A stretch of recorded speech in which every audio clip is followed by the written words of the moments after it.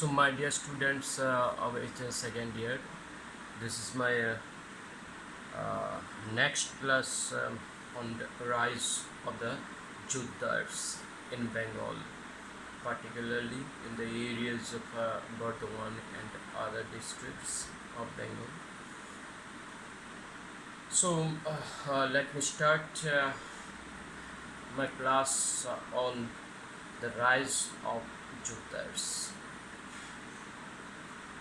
How they have started their functioning and how they created problems for the jamindar of that particular area of Bengal. While many jamindars were facing a crisis at the end of the 18th century, a group of rich peasants were consolidating their position in the village. So, when the jamindars were facing problems or some kind of crisis in the end of the 18th century, a group of rich peasants were consolidating their position. They consolidated their position in Bengal, and from the account of Buchanan's or from Buchanan's survey, we have come to know that from that time onwards, in the Dinajpur district in Bengal, we have a vivid description of this class of rich peasants who were immersed as a factor who used to control the jamindars.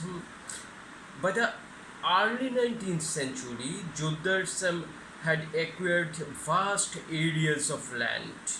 By the early 19th centuries, the jotedars acquired a huge amount of lands, sometimes as much as several thousand acres. It even touched to several acres of land. They controlled local trade as well as money lending, exercising immense power over the poor cultivators of the region. They controlled local trade as well as money lending. They used to give money to the riots, the poor riots, and that's what in that way they controlled the process of money lending, exercising immense power. They also exercised power over the poor section of cultivators. A large part of their land was cultivated through sharecroppers, that is, burgadars. They used to deploy some some sharecroppers or poor cultivators as sharecroppers, and who actually brought their own plows, labored in the field, and handed over half of the produce to the jotedars after the harvest, because actually they had no harvesting lands, and these people came forward to work under the jotedars, and they labored in the field, and actually 50% of the produce was given to the jotedar, and 50% remained with them.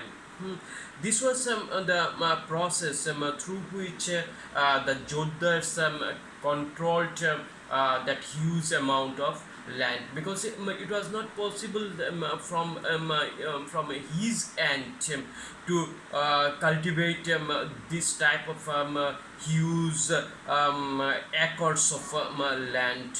So they used these persons, and uh, through them they controlled over that areas of land.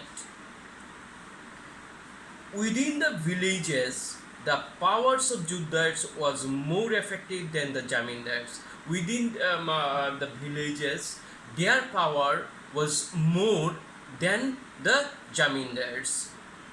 Unlike jamindars, who often lived in urban areas, jotedars were located in the villages and exercised direct control over a considerable section of poor villagers.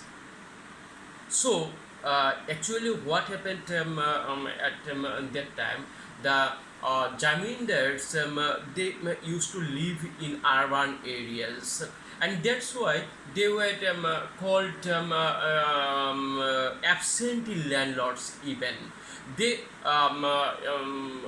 they lived in the cities like Calcutta, and from there they continued their jamindari, and in that process they had given huge space for the jotedars. Because the jotedars due to their absence, the jotedars got the space to control the poor riots or the poor villagers. They fiercely resisted efforts by jamindars to increase the jamma of the village. They resisted, these jotedars actually resisted the increase of jamma, that is the jamma means the land revenue. So they resisted the increase of land revenue on the part of the jamindar, and mobilized riots who were dependent on them even, and deliberately delayed payments of revenue to the jamindar.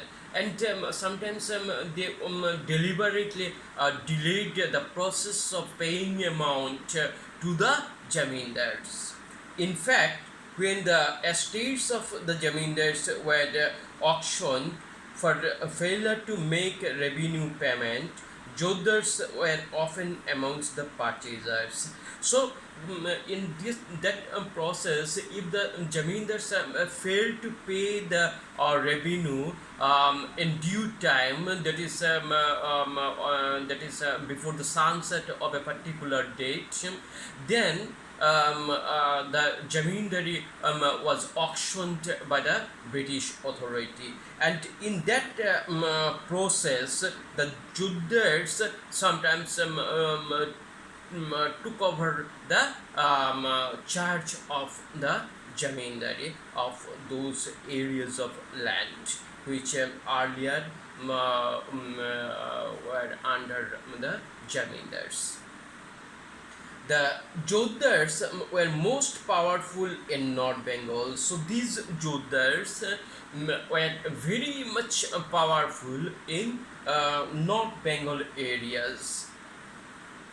Although rich peasants and village headmen were emerging as commanding figures, though the village headmen and the rich peasants, they were also controlling over the small riots or the poor riots, and in this way we have come to know the fact that at that time, apart from jamindars, there were jotedars, there were howladars, there were rich peasants who used to control the zamindari.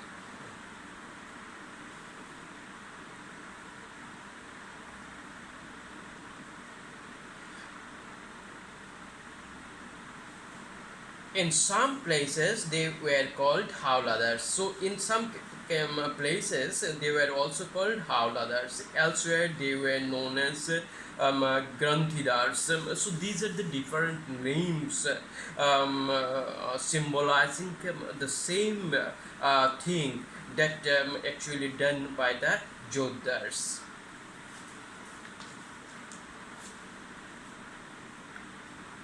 Now question automatically comes to our mind, that how these zamindars used to resist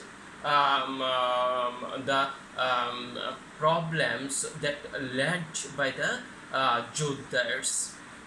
It was however a fact that this the absence of riots actually no sorry the absence of zamindars from their location actually made the space for the jotedars, and they utilized that space that was given by the zamindar, and because of that reason this type of problems came into being.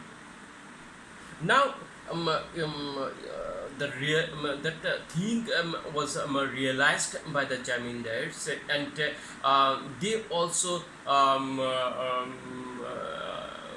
what to say they also tried their best to resist the power of the jotedars, and sometimes of the howladars. The authority of the zamindars in rural areas, however, did not collapse.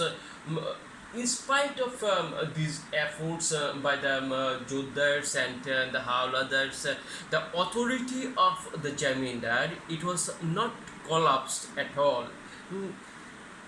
Faced with the extraordinary high revenue demand and possible auction of their estates, they devised ways of surviving the pressure. So the zamindars, they devised some kind of ways so that they could resist the pressure of the high demand of revenue and of the jotedars. Fictitious sale was one such a strategy. Earlier, I have already told you that this kind of fictitious sale was one such weapon. The Raja of Bardhaman, for instance, first transferred some of his zamindari to his mother, since the company had decreed that the property of the woman would not be taken over. So this was another weapon or another device that utilized by the zamindar in his process of resisting the jotedars, and this was a thing that there was a provision made by the British that they would not took over the zamindari of the woman.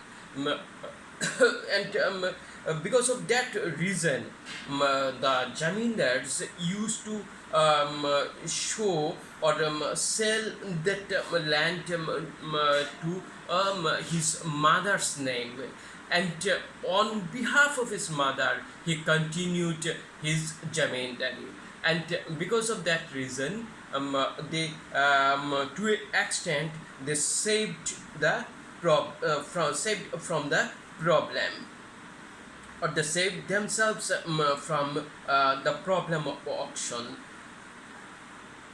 Then, as a second move, so again, a second move was that his agents manipulated the auctions. Earlier, I have already told you that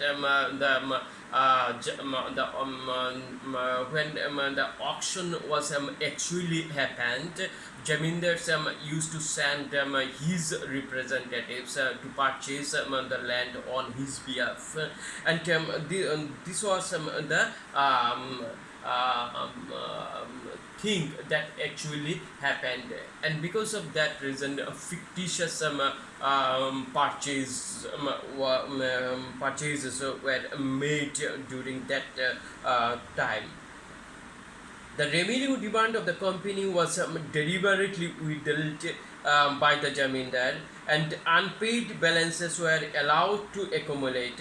So this was a process that the unpaid revenue accumulated into high volume, and at last the auction was made, and the Jamindar placed his persons on behalf of him, and again those persons purchased the land, and this was a cycle of process continued, and at last at a point when there was no other bidder, the that land was once again sold to the Jamindar, or the Jamindar purchased that land with a small amount, and in that way, or in that process, he continued his control over the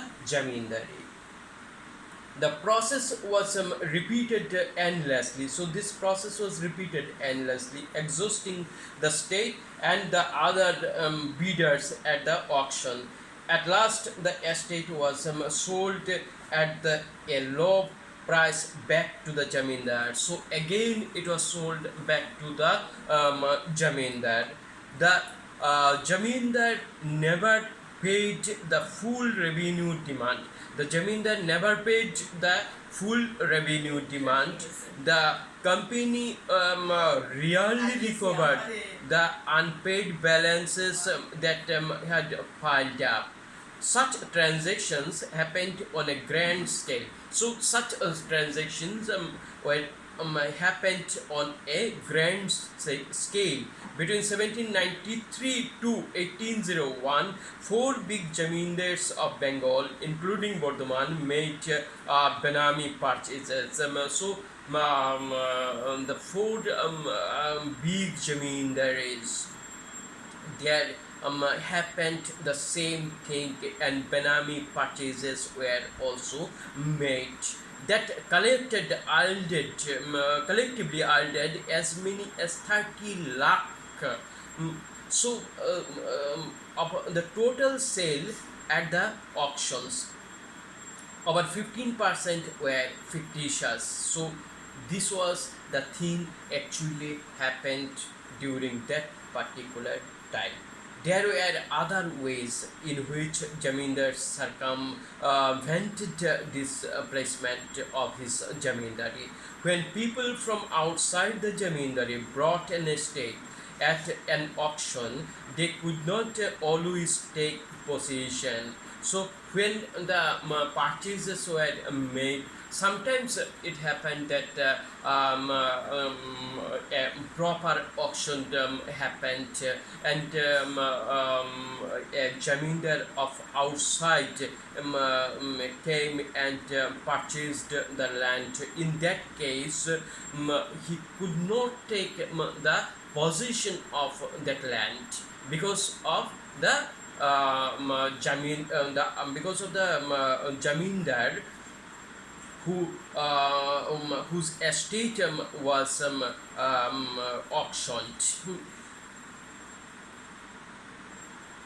At times, their agents would be attacked by Lathials of former Jamindar. So the former Jamindar, he did this kind of things, and that the Jamindar sent his Lathials and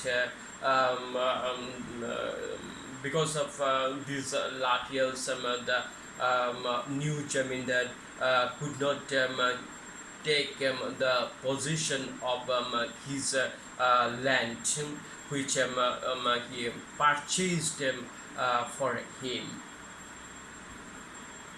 Apart from that, there were some other reasons too. Sometimes even the riots resisted the entry of the outsider. They felt bound to their own jamindar through a sense of loyalty. So sometimes it also happened the riots they resisted the new jamindar to came and took over the control of their jamindari, because they had some sense of loyalty to their jamindar, and because of that reason they resisted the new jamindar.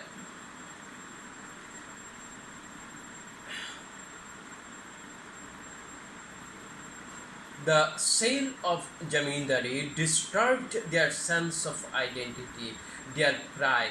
So this kind of auction sometimes disturbed the identity of the riots, and because of that reason they resisted the new jamindar to take over the charge or take over the position. The jamindars therefore were not easily displaced. So because of that reason the jamindar were not displaced. They remained in power. By the beginning of the 19th century, the depression in prices was over. So the beginning of the by the beginning of the 19th century, the depression was over. Thus, those who had survived the troubles of the 1790s consolidated their power. So those who survived the depression, they consolidated their power. Rules of revenue payment were also made somewhat flexible. The rules of payment of revenue was made flexible by the British authority. As a result, the Jamindar's power over the villages was strengthened. So the powers of the Jamindars over the villages was strengthened. It was only during the Great Depression of 1930s. There was a Great Depression in 1930s, and during that depression, that they finally collapsed the jotedars, consolidated their power in the countryside. So the finally collapsed the powers of the jotedars to consolidate their power in the countryside. So this was the process, and this was the ways through which the jamindars resisted the jotedars, the howladars, and even to an extent they resisted the auction made by the East India Company, and they retained their control over the jamindari. So thank you very much for today's discussion, and I hope that if you feel any kind of problem in understanding, you will contact me, and I shall try to resolve your problems. Thank you very much.